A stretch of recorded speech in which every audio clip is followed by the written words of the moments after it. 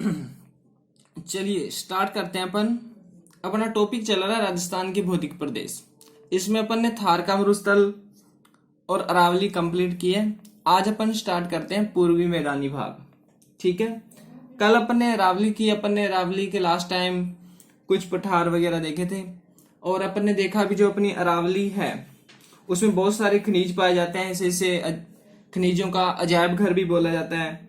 इसमें जो वर्षा है 50 से 60 सेंटीमीटर वर्षा होती है। लाल मिट्टी पाई जाती है यहाँ पे। मिश्रित और पतझड़ वन पाए जाते हैं। आज अपन स्टार्ट कर रहे हैं पूर्वी मैदान। ठीक है, पूर्वी मैदान की अगर अपन बात करें तो राजस्थान का जो ये वाला एरिया आपको मैप दिख रहा है राजस्थान का, ये भरतपुर हो गया, धौलपुर, करौली, सवाई माधोपुर, ये वाली बेल्ट, ये वाला एरिया। ठीक है, कोटा, बूंदी, बारां, झालावाड़, ये नीचे वाला ये पोर्शन छोड़ दो, ऊपर ये वाला एरिया ना जो ये, इस एरिया की बात करेंगे अपन। ठीक है, इसकी बात करने से पहले हर बार की तरह अपन पूर्वी मैदान का बैकग्राउंड तैयार करते हैं, इसकी भूमिका बनाते हैं भी, कहां से आया, क्या सिस्टम है इसका, थोड़ा इसे जानते हैं सबसे पहले। ठीक है, सबसे पहले अपन बात करेंगे इसके निर्माण की। भी पूर्वी में जो मैदान है इसका निर्माण कब हुआ। ठीक है, जो अपना पूर्वी मैदान है ये नियोजोइक एरा के प्लीस्टोसीन काल में, इसका जो निर्माण है नियोजोइक एरा के प्लीस्टोसीन काल में हुआ है। प्लीस्टोसीन काल में। ठीक है, अपना जो पूर्वी मैदान है नियोजोइक एरा के प्लीस्टोसीन काल में बना है। ठीक है, सेकंड बात, जो अपना पूर्वी मैदान है ये दूसरे नंबर का नवीनतम प्रदेश है। तो पहले नंबर का कौन सा है, थार मरुस्थल। थार मरुस्थल के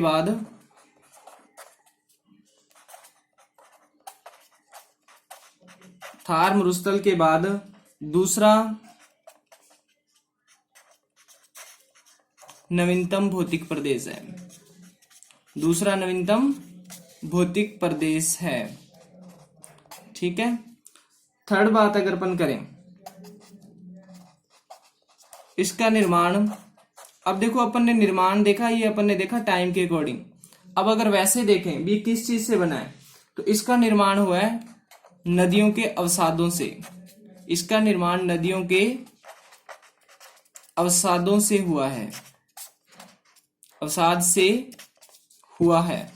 अब अवसाद, जब नदी चलती है तो अपने साथ मिट्टी उठा के ले जाती है, कंकड़ पत्थर सब ले आती है, तो उसे बोला जाता है अवसाद। तो इसका निर्माण नदियों के अवसाद से हुआ है। तो जो अपना पूर्वी मैदान है इसमें अच्छी खासी नदियां हैं।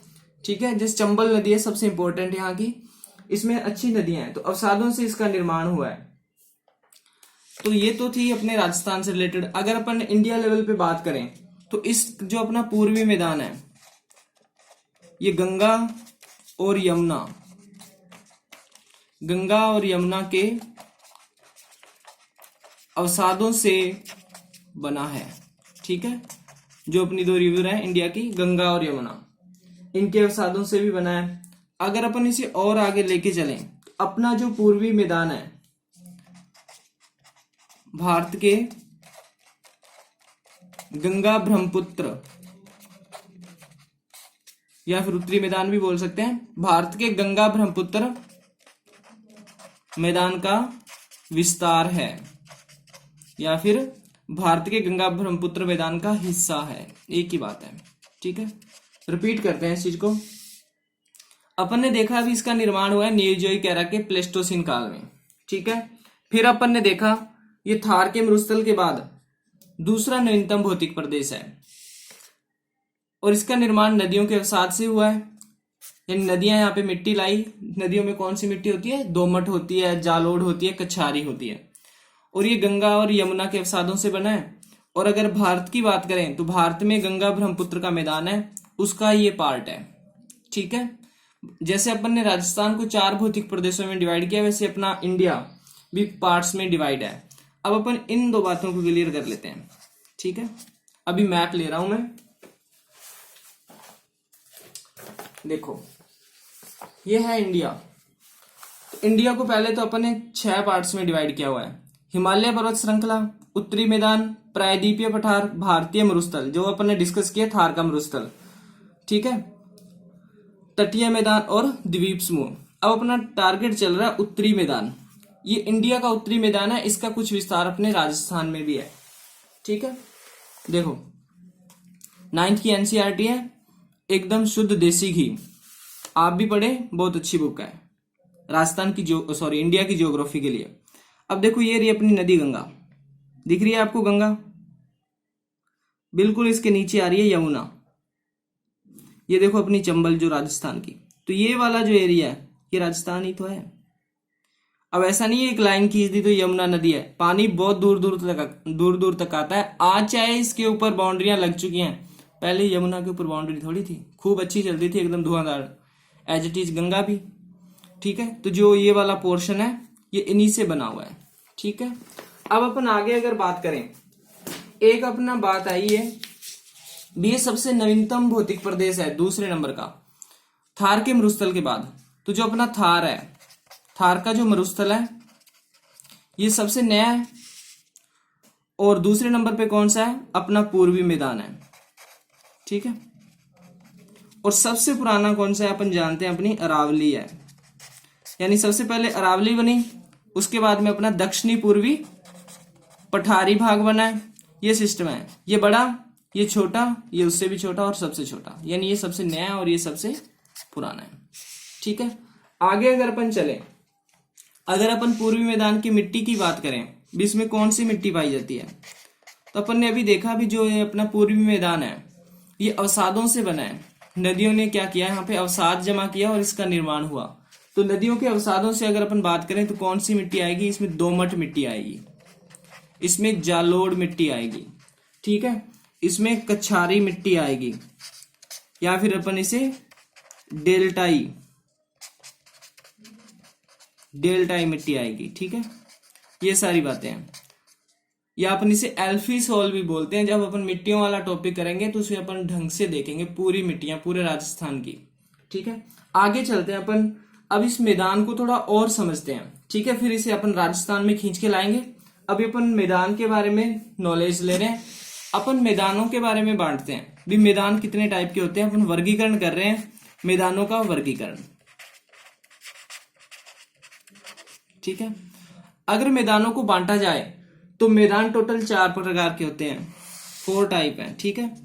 पहला मैदान तो उसे बोलेंगे अपन भाबर का मैदान, ठीक है। अगर अपन दूसरे की बात करें तो दूसरा होगा अपना तेराई का मैदान, ठीक है। थर्ड की अपन बात करें तो अपना होगा खादर का मैदान। अपन फोर्थ की बात करें तो अपना फोर्थ होगा बागर का मैदान, ठीक है, बागर का मैदान। अब अपन देखते हैं 1 बाय 1। ये मैंने एक डायग्राम बना रखा है तो मैं इसे समझा देता हूं आपको। ये है अपना एक पहाड़, आप सभी जानते हो जो नदियां वो पहाड़ों से निकलती हैं, बढ़िया पहाड़ है एकदम। अब देखो 4 टाइप की है अपन ने, पहाड़ है, ये जो ग्रीन कलर से है ये पानी है, ठीक है, पहाड़ से पानी आ रहा है, और ये अपनी एक नदी जा रही है, ठीक है, नदी की बाउंड्री है ये, और ये नदी में क्या है, पानी है, ठीक है।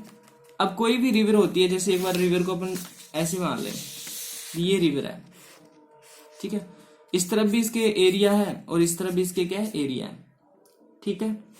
कुछ एरिया इसमें क्या होंगे, जो ये नदी का तल है इससे नीचे होंगे, और कुछ ऐसे होंगे ऊंचे होंगे। जो नीचे तल होंगे वहां पे अगर इसमें थोड़ा सा भी ज्यादा पानी आएगा तो इन क्षेत्र में क्या आ जाएगी, बाढ़ आ जाएगी। और जो ऊंचे क्षेत्र होंगे, अगर नदी का फ्लो बढ़ भी जाए तो इस क्षेत्र में बाढ़ नहीं आएगी, ठीक है। कुछ एरिया ऐसे होंगे जो बिल्कुल इसके पैरेलल होंगे, यानी समान ऊंचाई पे होंगे, एकदम समान ऊंचाई पे, ठीक है। दोबारा सुनो, अच्छे से सुनना, क्योंकि इस चीज को फिर अपन इधर जोड़ेंगे ना, ऊपर जो मैंने ये डायग्राम दिखाया है ये वाला, इससे जोड़ेंगे अपन इस चीज को। ये एक रिवर है, क्या है, एक रिवर, एक नई रिवर बना लेते हैं, खराब हो गई, ये एक रिवर है, ठीक है। अब एक नदी चल रही है तो नदी में क्या क्या होगा, कुछ स्थान तो ऐसे आएंगे जो नीचे होंगे, नीचा स्थान, यहाँ पे क्या होगा, हमेशा पानी इकट्ठा रहेगा और एक दलदल बन जाएगी, तो ज्यादातर में पानी रुका रहे तो वो क्या हो जाती है, दलदल हो जाती है। कुछ जगह ऐसी आएंगी जो इसके बिल्कुल समान ऊंचाई पे होंगी, और अगर नदी में थोड़ा सा भी ज्यादा पानी आए, बाढ़ आए, तो ये वाला एरिया पानी से भर जाएगा। अब कुछ ऐसे एरिया भी आते हैं नदी के चारों ओर जो ऊंचाई पे स्थित होते हैं, ठीक है। चाहे बाढ़ आए चाहे तूफान आए, यहाँ पे कभी पानी नहीं पहुंचता, ये ऊंचे रहते हैं। ये सारी बातें हैं, ठीक है। अब जब नदी पहाड़ से निकलती है तो कुछ एरिया होते हैं जहाँ पे खूब बड़े बड़े पत्थर पड़े रहते हैं ना, बड़े बड़े शिलाखंड पड़े रहते हैं। चार बातें हैं। अब आओ अपन वन वन वन देखते हैं। सबसे पहले मानो यहां से पानी आ रहा है, तो यहाँ पे क्या होंगे, बड़े बड़े शिलाखंड होंगे, ठीक है। शिलाखंड होंगे, इधर से पानी आ रहा है, तो क्या जो ये शिलाखंड है यहाँ पे खेती हो सकती है? नहीं हो सकती, ठीक है। तो इस जो ये वाला एरिया होता है जहां से रिवर निकलती है, पहाड़ की ये ढाल, ये एक पहाड़ है और ये पहाड़ की ढाल है, इसको बोला जाता है भाबर। इसे बोला जाता है भाबर का मैदान, ठीक है। ये पहाड़ है, जो पहाड़ का ये ढाल वाला पार्ट है, जहां पे बड़े बड़े क्या रहते हैं, शिलाखंड रहते हैं, शिलाखंड। इस एरिया को बोला जाता है भाबर का मैदान, ठीक है। और इसमें शिलाखंड है, तो इस सबसे घटिया एकदम अनउपजाऊ पार्ट होता है ये। आप सभी जानते हो, तो कॉमन सेंस वाली बात है, जब पत्थर पड़े तो वह काय खरसी होगी, ठीक है। आगे अपन चलते हैं। अपन ने सेकंड देखा भी कुछ पार्ट क्या होगा, नीचा पार्ट होगा। नदी तल से क्या होगा, नदी का जो तल है उससे होगा नीचा। यहाँ पे अपन हमेशा देखेंगे भी पानी जमा रहेगा। अब पानी जमा रहेगा तो यहाँ पे क्या होगा, दलदल बन जाएगी। क्या बन जाएगी, दलदल। जो ये दलदली क्षेत्र है, अगर यहाँ पे अपन कृषि की बात करें तो यहाँ पे चावल सबसे ज्यादा होंगे। आप सभी जानते हो चावल के लिए पानी ज्यादा चाहिए, तो यहाँ सबसे ज्यादा क्या होंगे, चावल होंगे। और एक बात और, ये जो नीचा क्षेत्र है ये सबसे ज्यादा उपजाऊ भी होगा, ठीक है। सबसे ज्यादा क्या होगा, उपजाऊ। और इसे अपन जानेंगे किस नाम से, इसे अपन जानेंगे तराई का मैदान। जो अपना सेकंड पार्ट था ना, तराई का मैदान, ठीक है। रिपीट कर देता हूं मैं। सबसे पहले अपन ने देखा भाबर का मैदान। जो पर्वत की तलहटी है, जो ये ढलान है, इसको बोलते हैं भाबर का मैदान। यहाँ पे बड़े बड़े शिलाखंड होते हैं, इसलिए यहाँ पे कोई कृषि नहीं होती है, अनउपजाऊ पार्ट है। फिर अपना आया सेकंड तराई का मैदान। जो तराई का मैदान है, भाबर से दूर दलदली भूमि, भाबर से दूर दलदली भूमि या दलदली भाग को तराई कहते हैं। ऐसे लिख सकते हैं अपन, भाबर से दूर, तो दूर तो है ही, और दलदला भाग है, इसे क्या बोला जाएगा, तराई बोला जाएगा। अब नीचा भाग भी है ये, तो यहाँ पे क्या पानी इकट्ठा हो जाता है। पानी इकट्ठा हो जाएगा तो यहाँ पे दलदल बन जाएगी और यहाँ पे कृषि की जाएगी। और कृषि किसकी होगी, चावल की, ठीक है। और ये सबसे उपजाऊ पार्ट भी है, बात अपने को रखनी है याद। आगे अपन ने बात की भी एक ऐसा पार्ट आता है जमीन का जो नदी के चारों ओर है। जो नदी का जो तल है, नदी तल, क्या लिख रहा हूं मैं, नदी तल के बराबर होता है, ठीक है। नदी तल के क्या है, बराबर है। अब भाई जब नदी तल के बराबर है, तो जैसे ही यहां पे बाढ़ आएगी, नदी में जैसे ही क्या आई, बाढ़ आई, नदी में जैसे ही बाढ़ आएगी तो यहाँ पे पानी आ जाएगा, ठीक है। हर बार पानी, थोड़ा सा भी नदी में पानी बढ़ा तो इस एरिया में क्या आ जाएगा, पानी इंटर हो जाएगा। पानी अपने साथ क्या लाता है, अवसाद लाता है, यानी मिट्टी लाता है। हर बार यहाँ पे क्या होगी, नई मिट्टी बन जाएगी, नई मिट्टी। और वो नई मिट्टी क्या होगी, जालोड़, क्योंकि नदी में तो जालोड़ मिट्टी रहती है। तो हर बार क्या होगी, नई मिट्टी बन जाएगी और उसे बोला जाएगा जालोड़, ठीक है। और इस प्रदेश को अपन बोलेंगे खादर, खादर का मैदान। रिपीट कर रहा हूं मैं, अपना है खादर का मैदान टारगेट। खादर का मैदान क्या है, खादर का मैदान अपने उसे बोलेंगे जो नदी के तल के बराबर ऊंचाई का है, नदी के तल के बराबर का भाग। तो लिख देता हूं मैं इसे, खादर के मैदान की अगर अपन बात करें, नदी तल के बराबर ऊंचा भाग, ऊंचा भाग, वो कहलाता है अपना खादर। और एक अपन ने देखा भी जब ये नदी के तल के बराबर है, जब यहाँ पे बाढ़ आएगी तो यहाँ पे क्या है, नई मिट्टी आएगी, और नई मिट्टी क्या होगी, नई जालोड़ होगी, उसे बोला जाता है खादर। बाढ़ इसलिए आ जाएगी क्योंकि जो यहाँ का एरिया है इस नदी के चारों ओर का, वो बिल्कुल नदी के बराबर ही है। थोड़ा सा ओवरफ्लो होते ही इस एरिया में पानी आ जाएगा। फोर्थ अपन ने देखा था जो भाग ऊंचा था, ठीक है। अब मैं इसे नीचे लिख रहा हूं। अब जो भाग ऊंचा है, ये अपन ने नदी बनाई थी ना, वही नदी है। अब ये ऊंचा भाग है तो यहाँ पे कभी भी बाढ़ नहीं आएगी। तो यहाँ पे बाढ़ आएगी कैसे, क्योंकि ऊंचा है तो बाढ़ का पानी नहीं पहुंचेगा। जब नया पानी नहीं जाएगा तो यहाँ पे नई जलोड़ नहीं आएगी, यहाँ पे क्या रहेगी, पुरानी जालोड़ ही रहेगी। जो पुरानी मिट्टी थी वो ही रहेगी हमेशा, ठीक है। अब ये पुरानी जालोड़ है, ये वाला एरिया ना ही तो ज्यादा उपजाऊ है ना ही ज्यादा खराब है। यहाँ पे क्या थोड़ा नमकीन भूमि पाई जाती है, ठीक है। अब आप जानते हो जब नमकीन भूमि होती है तो उसमें क्या एक वाइट वाइट कलर की, सफेद से कलर की एक पट्टी बन जाती है, उसे क्या बोला जाता है, रे या कलर बोला जाता है, ठीक है। क्या बोला जाता है इसे, रे या कलर।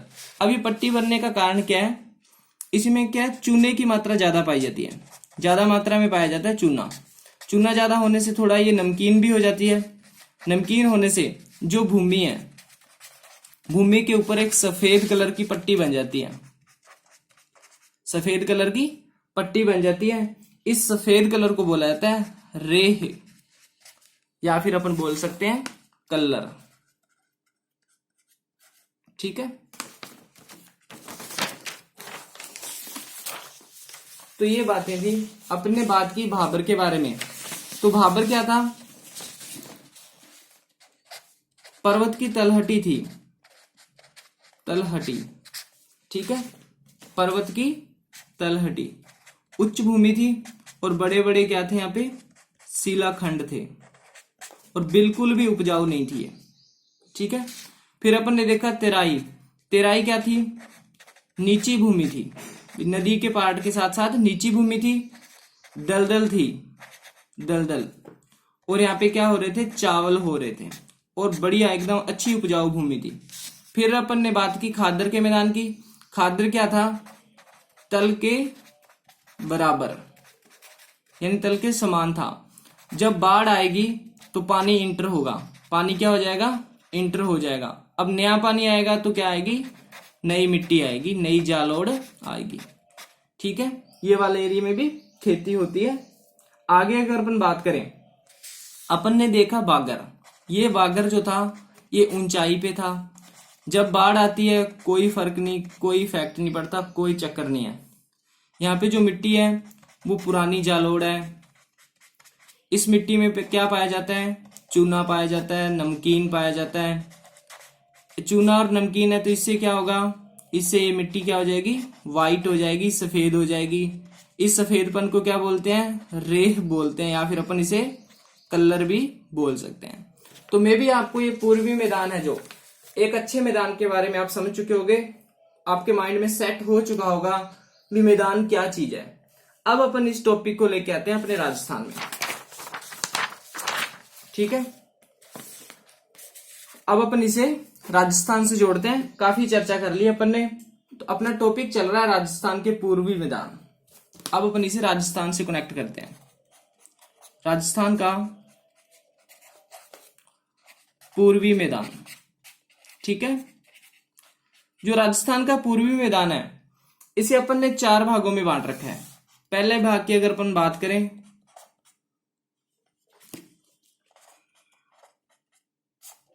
बाणगंगा बेसिन, ठीक है। सेकंड बात करें अपन तो अपना है बनास बेसिन, ठीक है।